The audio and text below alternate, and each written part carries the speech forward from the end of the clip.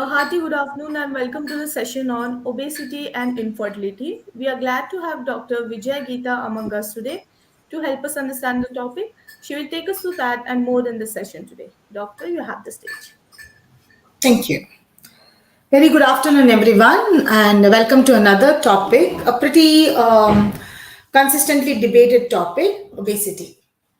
So, in brief, what is an obesity? An obesity is somewhere whose BMI is more than a considerable range of whatever the body weight is all about considers to be obesity.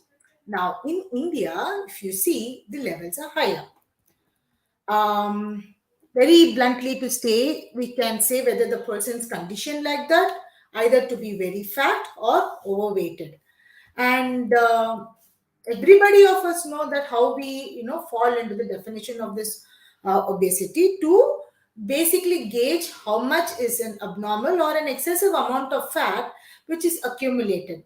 And anything that's considered beyond 25 is considered to be overweight, and if the BMI is crossing over 30, a person is said to be obese. Getting back to the obesity part, this is what I had said. It's actually too much of fat in the body. And ranging from what I said, the BMI starting from 25 to 30 and above, you have various classes that comes up. Let's look a little bit below the 25. So let's see, when the BMI is around 18, a person is called underweight. A person's BMI around 25 is a normal weighted person. So from 25 and it goes on to 30, the BMI would be around overweight. So from 30, every 5 points of BMI becomes obesity class 1, obesity class 2, obesity class 3. How do we know? How do I know my BMI? So it is by the definition that everybody could find out that it is height by the weight square. Okay, so this is the formula that you find your obesity. Why is it very important, and how does it very specifically affect the fertility or cause infertility among a couple is what I'm currently going to look into in this throughout session. Okay, let's look into a little bit why obesity and a little bit more about that. Actually, obesity, if you see, were a condition associated with some other major, sometimes chronic physiological problems. A person, let's say, who had a cardiovascular disease can, have weight gain issues. Type 2 diabetes. In 20 years down the lane, if you would have asked your elders, whoever were obese, they said, no, ma, I'm diagnosed with diabetes. People who have sleep issues are obese. Certain types of cancer and its treatment associated obesity. Osteoarthritis and depression people. Among depression or psychological disorders or psychiatric conditions, the medications forces the body to put on weight because there are certain blockers that prevents or affects the fat metabolism in that person. Predominantly, when we look, this is to be the most important aspect of a lifestyle, and it is commonly arised due to the combination of your food, your day-to-day activity. Lastly, it's your genetic susceptibility. Though genetic susceptibility is an ultimatum which nothing can be done, but however, with the current techniques, medical supports, one can still handle it. Endocrine disorders, medications, and mental disorder are common problems. When we say endocrine disorders, what would they like? Your thyroid issues, your periodical PCOD, PCOS among females, secondary hair growth, hirsutism, and among male, there can be a classic sign of a pot belly. That can be associated with an erectile dysfunction, low semen quality in a semen analysis of the person. Some other conditions associated with obesity can be cardiovascular diseases. It can also have a preliminary condition of vitamin D deficiencies, Diabetes mellitus type 2, destructive sleep apnea, certain types of cancer where the medications or the chemotherapy, the drugs induces causes weight gain, osteoarthritis, predominantly people are told to go to do exercise to relieve your joint from the arthritic joint. So despite the person continues to do that, lack of complete mobility or sometimes the medications associated towards the treatment can lead to be obesity and asthma. So as a result, because of this condition, the life expectancy from such a person is greatly affected. What happens in a cardiovascular condition? Let's say we've identified a middle-aged man with a 45 and above whose obesity class 1 or 2 or 3. And when we look into him, the doctor says your blood report workup shows lipid profile imbalanced, liver profile imbalanced, and then we also see the cardiology test profile to show that there can be an angina or MI, which is myocardial infarction. It can lead to congestive heart failures. There can be a history of high blood pressure among such people. Your abnormal lipid profile, your cholesterol levels, deep vein thrombosis, pulmonary embolism, and there can be few other associated conditions among this kind of a obese person. The most common thing that in Obesity Infertility, what we see is endocrine and reproductive disorders, which comes in. So the first grip that comes is like among adolescent, a girl or a guy would start focusing more onto the appearance. I'm becoming heavier, I'm becoming fat. There's a lot of fat accumulation. I'm not looking appealing enough. So this is how initially it starts off, and one starts looking into, I would rather avoid this, not eat that, do this, do that. But what about people who do not want to put efforts, or who are putting effort, and what if there are some hidden medical conditions which they do not know? One or a few of them is diabetes, your PCOD or PCOS, which is polycystic ovaries and polycystic diseases, irregular menstrual cycle, painful menstrual cycle, complications during pregnancy, birth defects, and intrauterine fetal death. We do see among obese people, these can be some of the conditions. Among neurology, people can experience a stroke, people can experience numbness in their finger ends, that's called myalgia paresthesia, migraines, carpal tunnel syndrome, dementia, which we commonly see, appearing in old ages. But as we see after post-COVID, we see a lot of documentation where person with 40 plus itself starts showing symptoms of dementia, multiple sclerosis, idiopathic intracranial hypertension. So these are the few neurological conditions that can be associated among an obesity people. Does the obesity affect her? Definitely yes. According to dermatology, your stretch marks in your skin, the brown pigmentation patches that comes up, that's called acanthus nigricans, lymphedema, cellulitis, as I said, secondary hair growth, that is hirsutism, intrigo inflammatory rash in your skin. So this inflammatory rash in the skin problems, the secondary hair growth, the cellulitis, all are dermatological associated conditions among obese people. Do they have gastroenteric problems? Definitely yes. Some of them are acid reflux, as simple as that. Associated can be fatty liver diseases, and something called cholelithiasis, that is nothing but gallstones. So people can have this one, a few, or a combination of whatever I've been telling. How about cancer people? Are they obese? Yes, some do. What sort of cancer we see obesity to be associated? One is esophageal cancer, colorectal cancer, pancreatic cancer, gallbladder cancer, endometrial tissue cancer, kidney cancer, leukemia, hepatocellular carcinoma, and malignant melanoma. So these cancers is classically identified among obesity people. What are some of the psychiatric conditions that treatment would lead to obesity? It's usually depressions and just being obese without anything, very healthy, everything fine. But the social stigma has a psychological patch in the head. That constantly affects a person to say that I'm not capable of anything, whereas everything is still fine. So we can say this person's obesity is due to genetic disorder, but still the social stigma impregnates that.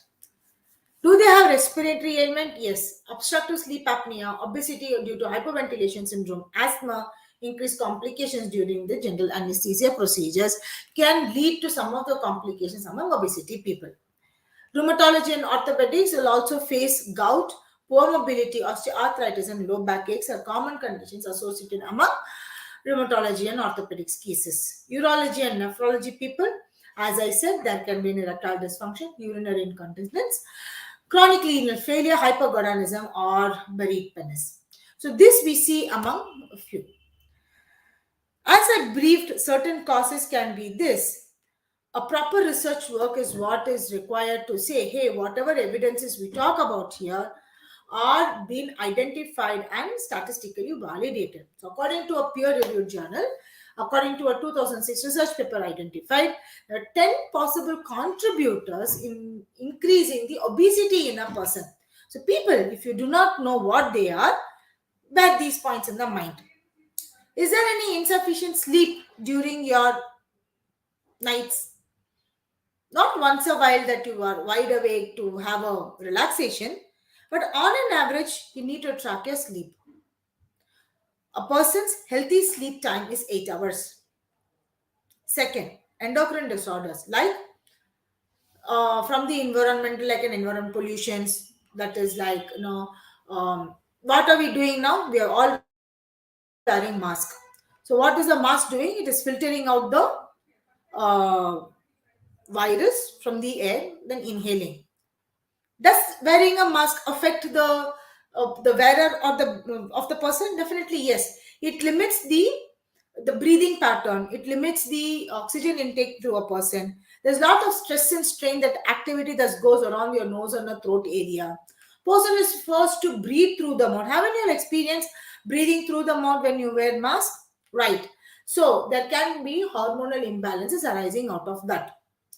And the person with obesity can have, temperature sensitivity. He can find too hot or too cold. Smoking, or sometimes, the suppressed appetite due to smoking also can cause obesity. Increased use of certain types of medications can also put to a weight gain, like antipsychotics, which I had said. On an research basis, there are particular ethnic groups that we see on an average. If you see by the population size, they are tend to be on a heavier side. So there is an ethnic and group behavior. Pregnancy and the later stage of life, or pregnancy itself puts on weight, but you will not be considered obese as long as you remove, or get back to your older physique, shedding out all the pregnancy weight gain as soon as possible. Genetic risk factors, natural selections of for a higher BMI, like, by nature your body tends to be, balanced in a higher BMI level. And choice of partners, like let's say you are on an obese side, you choose a partner to be on an obese side, so gradually your offspring will also have an increase in the concentration of the obese population, which also increase obese factor. There is a very good quote that I would like to share. Obesity is not because it runs in the family, it's because no one runs in the family. So ideally, one classical exercise that would be kept forward from this quote says this: please run. A minimum of jogging or speed walking.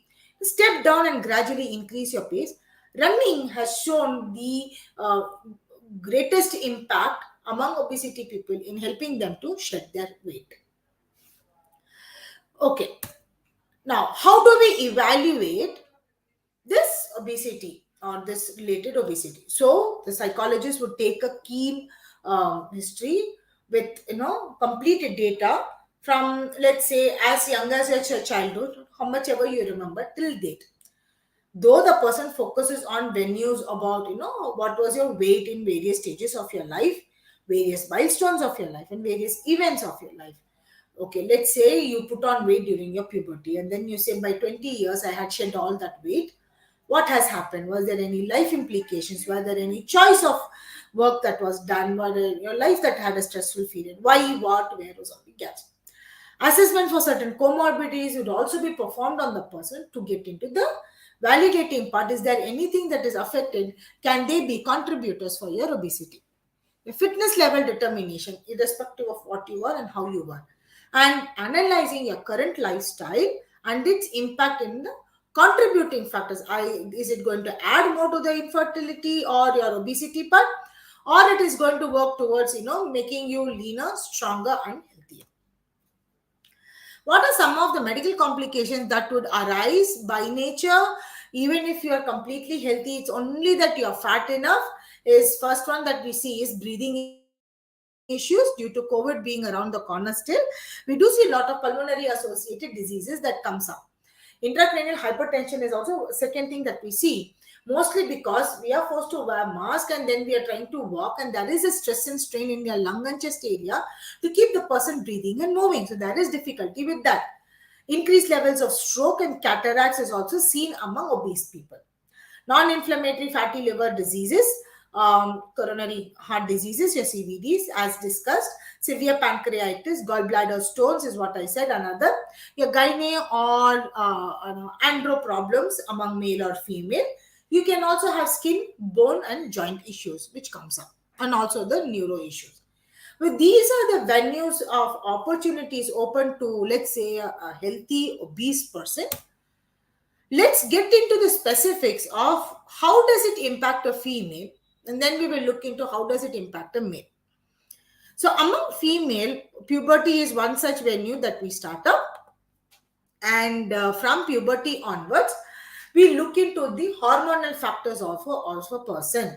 So the girl would come up stating that, as young as, I've gotten into my puberty, but the only thing is I'm not seeing a monthly cycle, or I am not able to see a regular cycle, or my cycle is there but I'm not able to have a good shedding.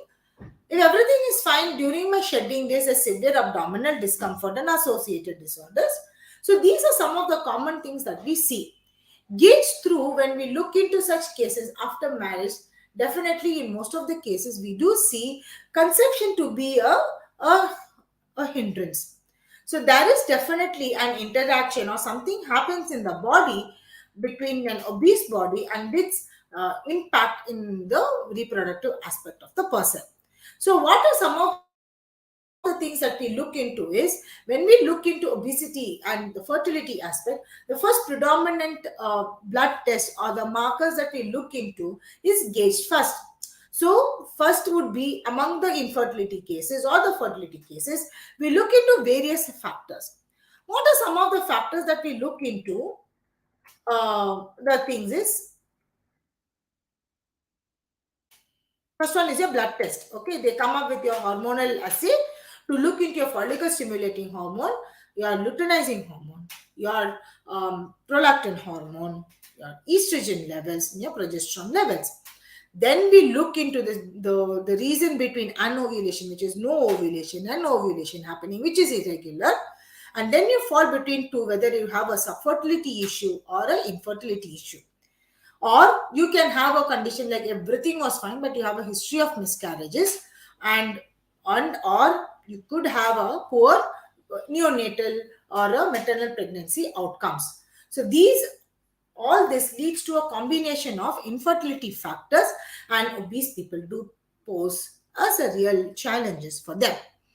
So this was one of the research papers that said this. And how does it impact among the women? What we see about the impact of the obesity is that, so this is also taken from a research article from the Library of Medicine. Prevalence of obesity and overweight is just increasing, and it is a global pandemic. And there are a lot of detrimental influences documented among obese people. Very specifically, in all the systems of healthcare, we see, which also now includes the reproductive health. The prevalence is high, and though we try to establish as a known factor or unknown factor between the obesity and fertility, it is still a lot that needs to be explored to narrow down to say, hey, this is the exact reason. Sometimes among overweight women, her incidence of menstrual dysfunction would be there. But once it was corrected with hormones, her pregnancy would have been easy.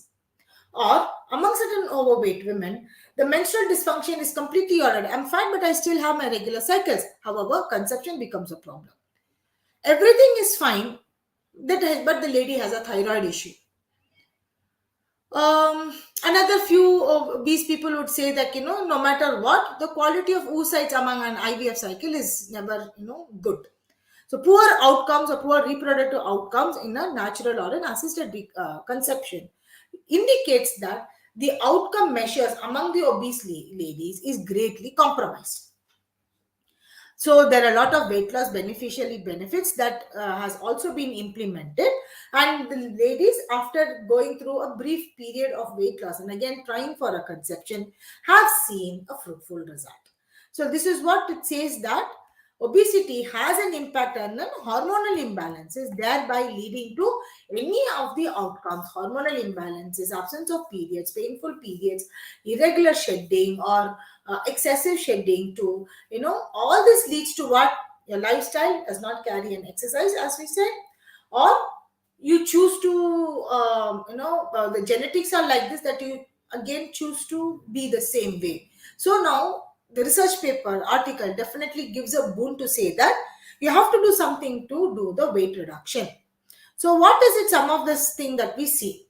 So if there is a follicle delays or anything there, you can head to the doctor to look for a hormonal imbalance treatment. If there is a problem in your endometrial receptivity or endometrium thickening or shedding is an issue, you can approach a treatment for this. Simultaneously, you can look into lifestyle activities like proper workouts to shed your weight and increase activities in your life, to moderate or alter your food consumption or to modify your food consumption in such a way that they aid in weight reduction. How does this all work? So there is a hormone called leptin and TNF alpha, IL-6, FFAs, and androgens and estrogen. All are supporting towards a weight growth. So during an hormonal cycle, if most of the women noticed, your middle cycle, onset of puberty, fertile window, which is your middle cycle, and then is your periods. You see during the middle cycles, all the ladies would see there is a, a phase where your body puts on weight by nature. Why? Because the body is assuming that there is a pregnancy that's supposed to be expected. When they do not happen, by the month end, when the shedding happens, the weight also sheds. So along with this, if this shedding is actually not happening, then the doctor would rule out to see if there is any other possible mechanism or problems. One is an insulin resistance is what we see, which is also like, hyperinsulinemia, or there can be other classical infertility conditions. The lady can also have low levels of gonadotropins or low levels of sex hormone binding globulins, and other for factors that is from the liver, that function has to come. So among obese ladies, fatty liver, gallbladder stones, kidney issues, joint problem, periodical issues, weight gain only in your abdominal area, all these adds up to the fertility aspect of the women. And let's say the woman is planning for pregnancy, the hormonal medications and the treatment will add on a little bit more. Not knowing how to gauge up, the lady falls into an obesity class. So a proper management of lifestyle, medications, and food will have to be into the picture to look into the same. Let's look into the male aspect. Current days, the man who actually runs around a lot to fetch everything and do everything, sometimes we see that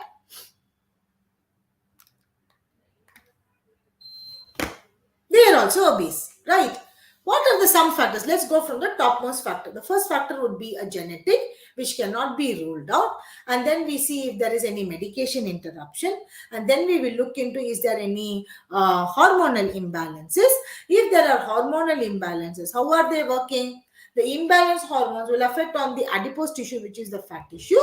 Then the fat tissue, through the hormone of estrogen, signals the pituitary gland to decrease their function, and then that also decreases the testosterone levels in the body.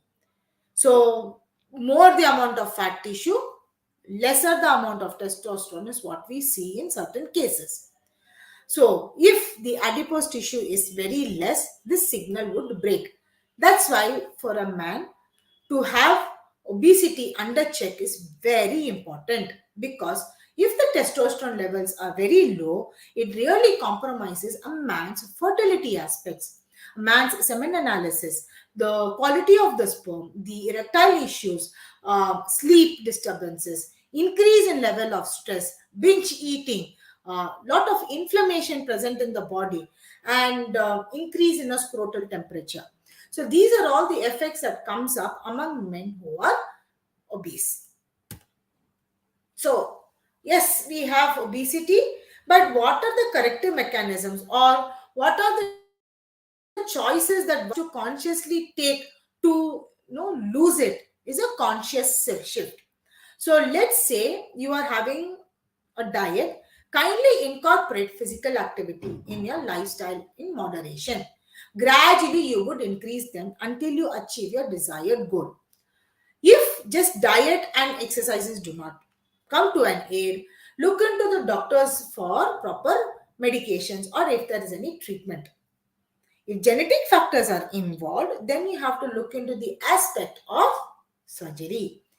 But that is very less. That's why I have put it on the top of the pyramid. The most of the population in the current scenario can have or be tolerated or addressed the obesity through simple diet and exercises pattern. They do no harm. Your diet, conscious mindful eating, along with conscious mindful exercises, plan for the day, puts the body to a routine. Healthy choices of food that you eat. What do we mean by healthy choices of food that we eat? Food that is rich in nutrition. Why do we say a food called junk? It is not junk actually, it's just another sort of carbohydrates that's excessively present. That much of carbohydrates you might not need. Your body rather needs a good healthy amount of nutrition from other foods also. What if you constantly keep eating only one variety of food? Oh, protein is good for the body. I'm going to gym. So I'm going to eat just protein, protein, protein. Your body will fall. That is again an imbalance. It will not go for it. Your body needs the macronutrients as protein, your carbohydrates, your vitamins and minerals, and your fats and fiber.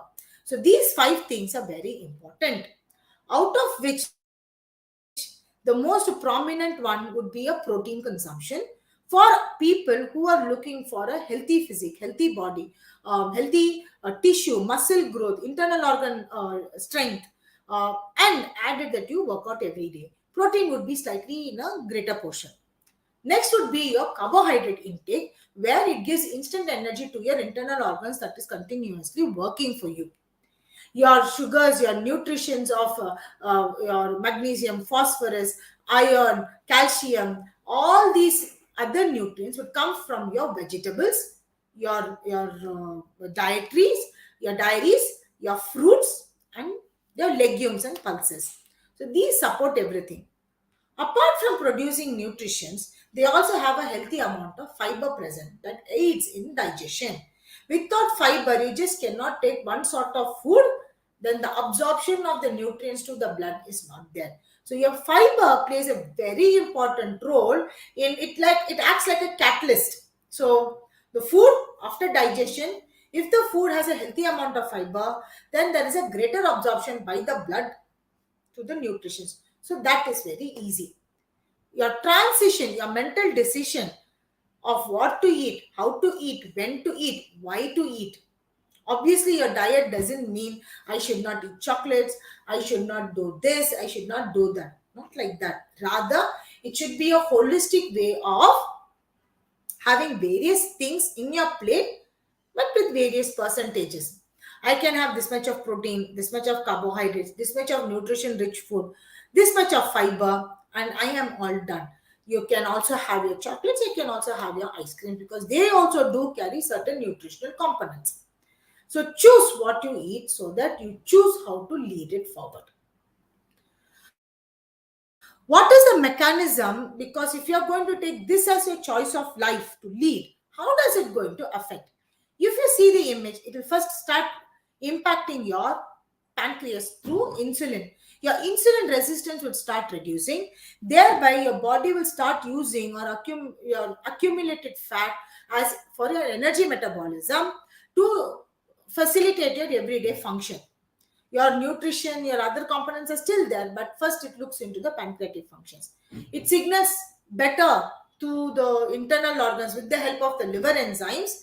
They start releasing, fatty acids that will also increase your conditions of reducing your insulin resistance.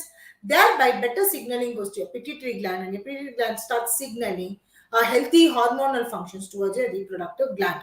Among women, it can be proper ovulation or increase in your follicle stimulating hormone, an increase in your luteinizing hormone, increase in your androgens. Among male, it would increase your testosterone signals.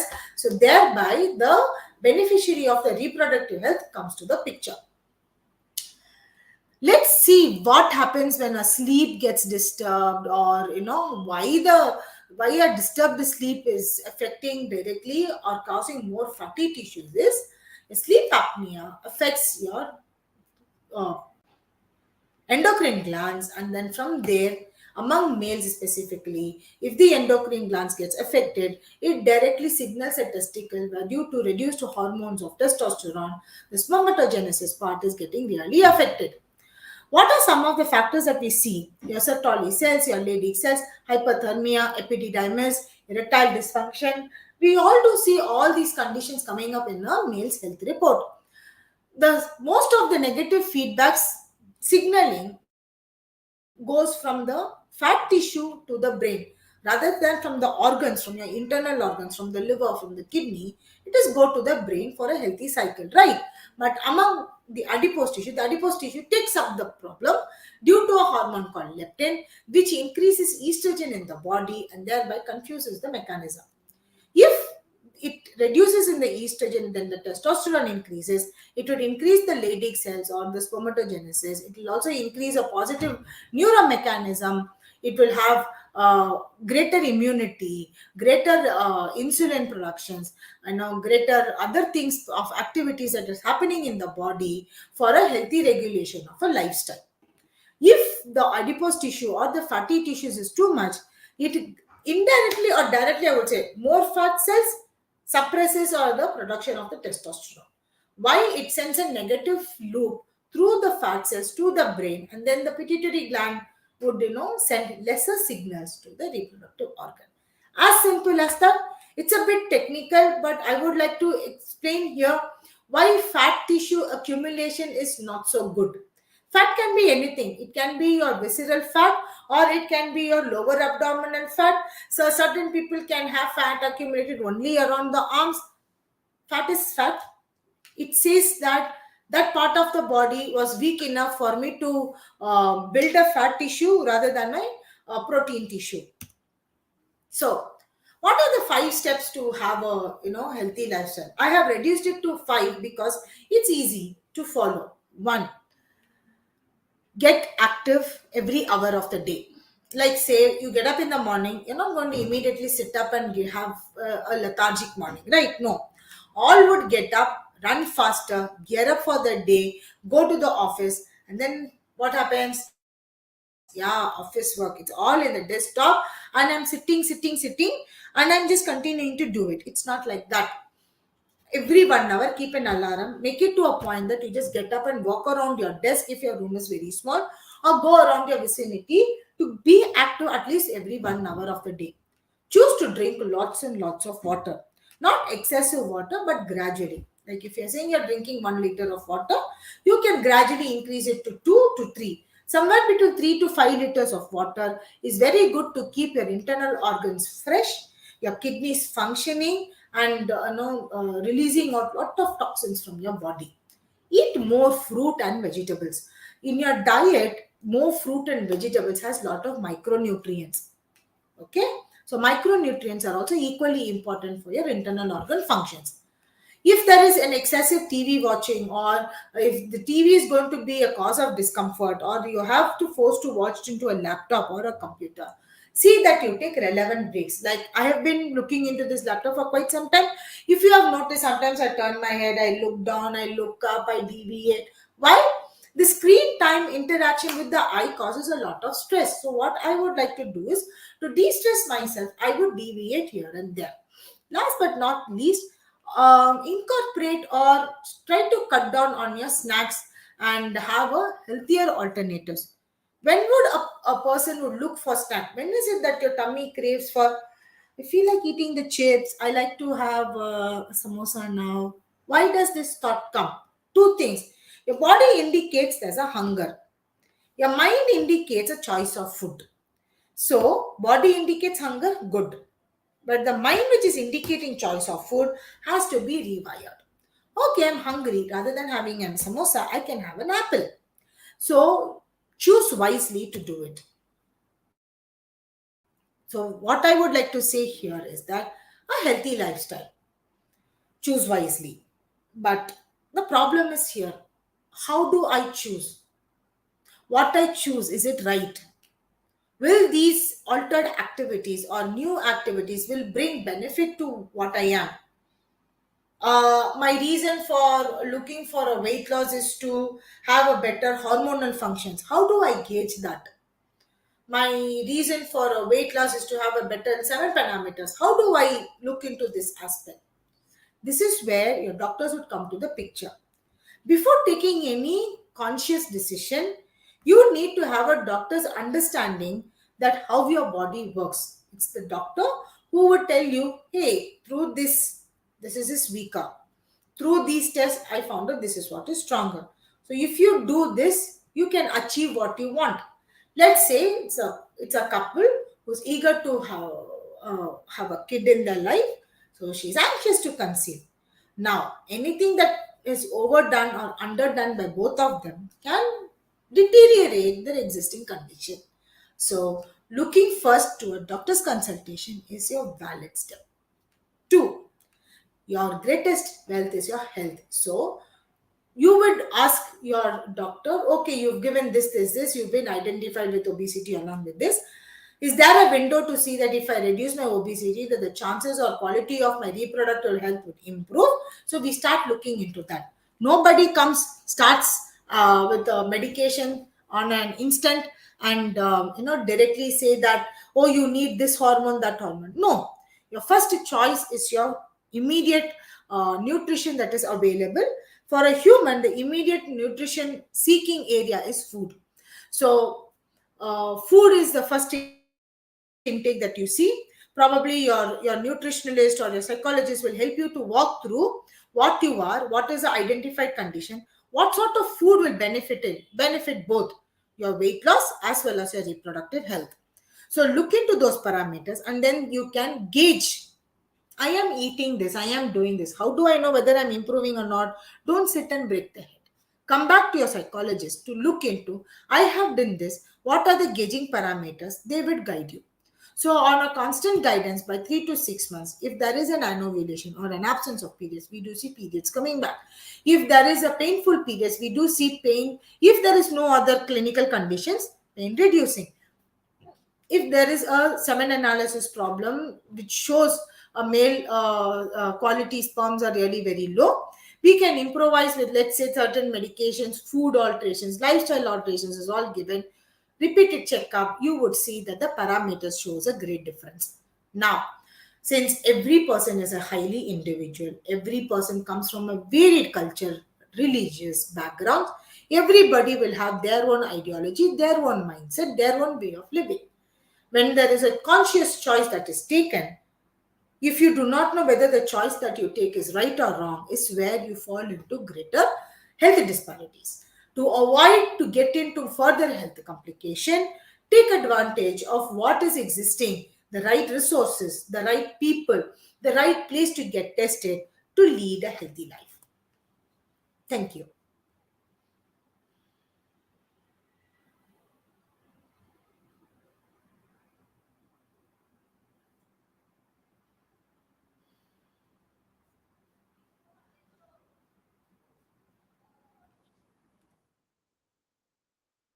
Okay, if there is any doubts, if you would like to like to have an understanding that the body falls in an obesity parameter, I'm also looking towards a fertility health improvement, do not hesitate to walk into Apollo CM Fertility. We, along with the specialists here, are always there to help you out. Thank you for listening.